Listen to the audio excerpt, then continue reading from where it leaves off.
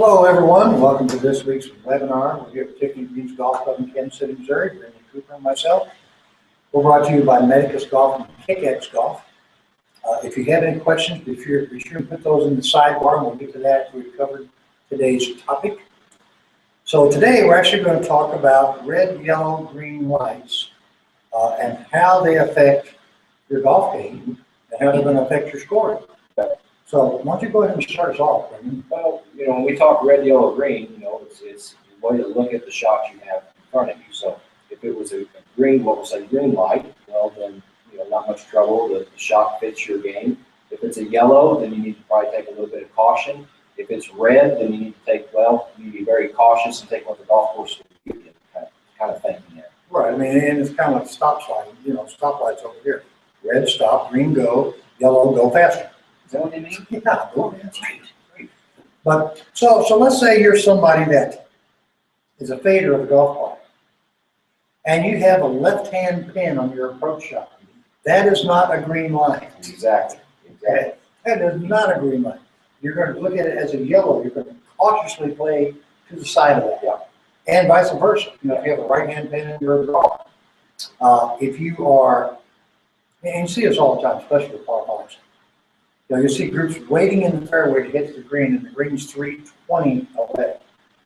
And they will take that mighty swing with that 3-wood, roll it on the ground about 25 yards, and then load it and do it again. Yeah, exactly. Yeah. So you got to plan your shot, play to your strength. I remember watching a playoff one time years ago. I don't remember who it was with, except Scott Hope was in it. And so they got to go back to a yardage to get their shot, and he wanted it to be 87 yards. Because he knew the club that he wanted to use, it was his 87-yard club. He went back there and hit the shot and made birdie. Yeah. So you have to take your strengths. I mean, long hitters on tour are always going for these par fives. Yeah. And if you can get it up around the green, if you're a decent bunker player or a good chipper pitcher of the ball, then you still have the opportunity to make eagle or even, birdie. Well, another great example is the year that Zach Johnson won the Masters. Right. That week, he didn't go for one par 5 and 2 all week long. Right. And he's playing to his strength. And I don't know, I can't remember if he was towards the top of the field as far as par 5 average that week. Right. But again, he didn't go for 1 green and 2. Right. He played the golf course to his strength. And it's like when you hear the commentators on TV. I use Tom Lehman as an example. Tom probably can't. A straight ball to Tom was a fake. Yeah. So you'll hear the commentators say, well, the pin's tucked over on the left, this fits his shot. Or if it's, if they say, well, the pin's tucked over on the right, this is not his type of shot. Right. So, but he plays what the golf course will give him. He understands, what characteristics he needs to do to pull the shot off. Right. And there's nothing wrong with having what we call your stock shot, whether it be a fader or a draw, whatever it is.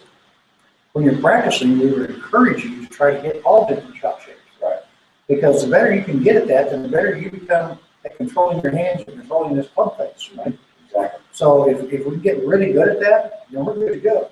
So now, you can take this red, yellow, green also off the tee. You can take it around the putting green as well. We have lots of holes out here that the hazards come into play at 220. And it's 270 to hit it past the hazard. But the fairways also get really, really narrow. Yeah. So if you're somebody that has enough power to hit it over there, but you're not real accurate as far as your landing areas, there's 2 schools of thought. You can blast it over there and hope you get a decent line, or you can lay up short of the 220 and then hit you a 7 or 8. Yeah. Yeah. So you got to look at all those different aspects. Yeah, definitely. And again, play your strengths. But, just recognize what those strengths are. Right. That's the thing. Even though a lot of times people will par 5 would want to, like you said earlier, hit the 3-wood or get it as close to the green as possible. Well, maybe you're a player that is terrible with a 40-yard shot, but you're better at a full swing wedge at 100. Well, then don't hit it to 40 yards. Hit it to 100. Exactly. Understand what your game is, and that's what separates a lot of players from being able to. The player that looks good on the range that can hit it, but they go on the golf course and all heck breaks loose. Like they don't understand the game. Well, they can't score. They can't manage your game. They can hit really well on the range. They can't take the golf. And that's an issue that a lot of golfers have. Yeah. Well, I did great on the range. Okay, well, first of all, the range is 400 yards long, and this fairway is only 30. Okay, so that's why you need to practice in smaller areas right there. Now, and the same can be said on putting.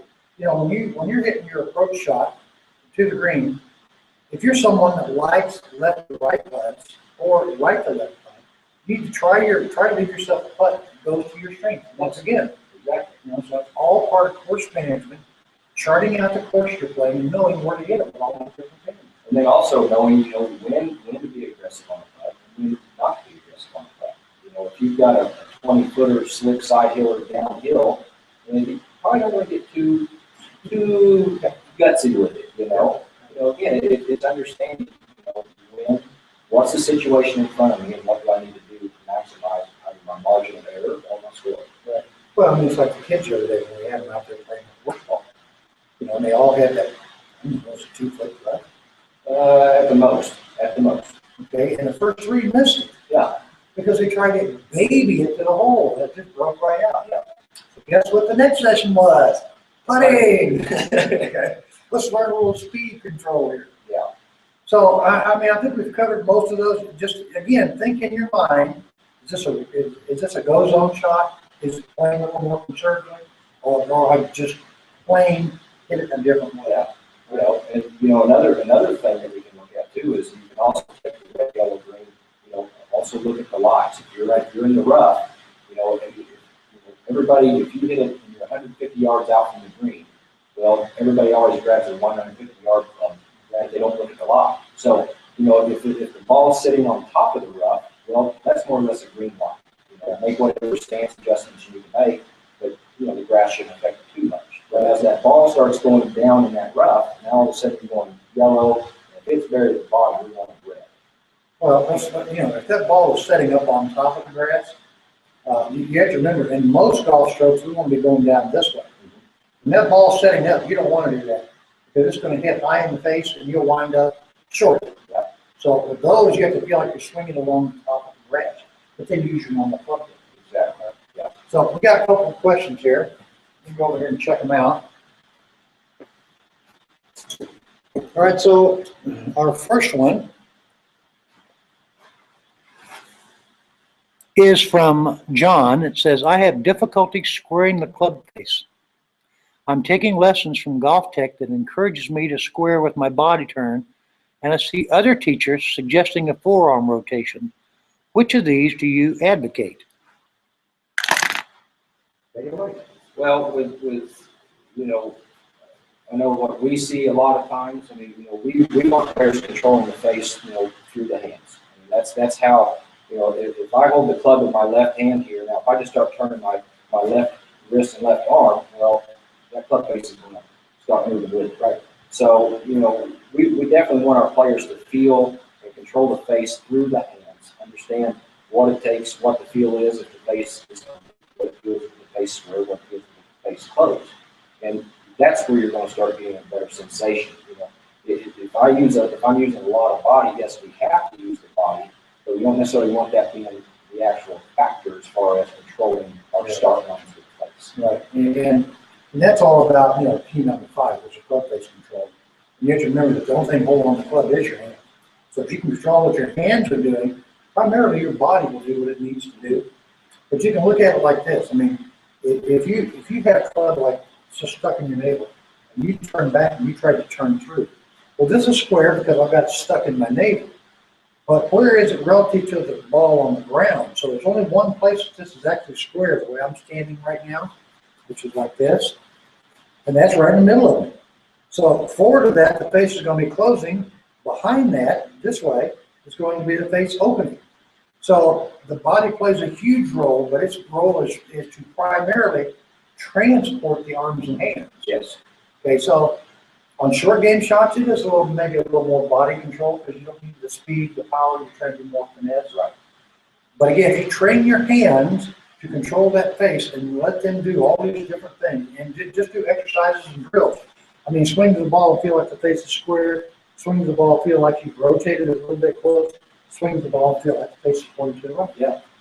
So train your hands. Train your hands, and I know, a drill that we always talk about, we mentioned before, is we take a little alignment rod and, stick it in front of you, right? And then just make small swings and try to hit it to the right, then hit at the rod, and then hit it to the left. And we're going to start to feel what Chuck was saying about the hands controlling the face a lot more. Right, but do that from a square body position. Yes. In other words, you'll aim your body over there. You have to be able to control that with what your hands are doing through the shot. Yeah, so like if Chuck's hitting, we have it here, he set square to the rod there. And then just. I'm trying to hit one to the right, and all I do is tend to put my face on it. Yeah. So hope that answers. Again, it's an experiment with it, but ultimately train your hands to do what they need to do. Okay, this one is from Air. How important is the geometry in the alignment of a golf stroke? The geometry is important to control the club face, the start line and the curve. So if you can, and those are the two biggest things. We talked about this before. You see any number of different swings, plano, shifts. People aim right, people aim left. Nobody aims square. People aim right, people aim left. And nobody hits it straight. So they're controlling the geometry of the club face relative to the path. So in that essence, that's kind of what it boils down to. Yeah, I mean, at the end of the day, that's what's telling the ball what to do, right? And so, like you said, you can be here where it goes out, and you wait for it, lift it in, but they all, at the end of the day, was controlling the plane of it, also the path, and controlling the face. Right. That's the big geometry of everything. Right. Okay, let's see what else we got here. Okay, Frank, could you, it says, could you send me information to obtain a good follow-through extension? Well, so let's talk about where follow-through is. So follow-through is right past impact when both arms get straight. So this could be your follow-through, or depending on how much turn you have, your follow-through could be way over to the left. If I was sliding more laterally, my follow-through is going to be more in front of me. So the more turn I have, the different this follow-through piece is going to look. Yeah. So the extension piece is mainly your right arm is bent coming into impact. Post-impact, it is straightening, and you feel like you're just extending your arms down to the ground. So most golfers, however, pull their arms up at impact. So a good way to have somebody do this for you is go ahead and just grab that club head, if you will, Brenndan. All right, so now have a friend grab the club head and you go into impact. This is how most people would do it. So I'm turning my body, I'm going like this. But do you feel any pressure there? No. All right, so now I'm going to add pressure, which is my left shoulder going up. See, now there's a ton of pressure. Yeah. And that is extending my arms. So all I'm doing is pulling up. Now I'm pulling it up through the left shoulder motion. Yeah. Okay? Yeah. That'll help you get to extension. So to practice that, just hit punch shots. Just go back here and go. Now watch, I'm going to push, I'm going to feel like I'm pushing up from the ground. Now I think you guys can all see that. I'm pushing upward. If I stayed down and tried to do that, it would look like this. Yeah, and that's something, that's a drill we do a lot, especially with our young kids. Yeah. To get them to get that feel. Right. And the old guys. Yeah, I let them out. Yeah. Okay, I think we have one more question. And this is from Benton. I have a bad back and full rotation messes my back up. What suggestions do you have for this situation? Okay, so depending on where it is in your back, if it's lower, mid-spine, or upper thoracic, you can make golf swings and just feel like you're taking it up and then just drive it straight out, and you'll basically point over here in your finish. Okay, you're not going to have the big rotation around, right? So you would take it back, you would, I'll do it from face on, so you can see it. You would take it back, and then you would drive the club into the ball, and you'll probably feel a little bit bent in your knees, a la Tom Lehman. And then just let the club come up. There's no need to turn if you drive it down through the right arm. Right, exactly. Now you need to make sure that the club face is closed to that path, all you can do is hit big old push shot. Big pushes, yeah. And, again, remember that, in our world, the follow through is both arms straight here. Right. This is cosmetic. Right. And this can be finished. If I stop my swing right there, that's the only follow through is finished. Yeah. Okay, I think that's it. Let me have one more look. Okay, yep, that's it. All right, so we want to thank you all for coming today and asking these questions. Be sure to send in suggestions for things you want us to talk about. Because after doing over 500 of these, we are rapidly running out of things to talk about. Yeah, so send them in, because he's always on me about what topics we want to do, and he'll call me five times a day. What topic we're doing. Well, and then please send those in. Yeah, because Diana's actually supposed to be sending us this stuff. Oh, yes. She's slacking on her. That's Diana. Right, Diana? Oh, thanks.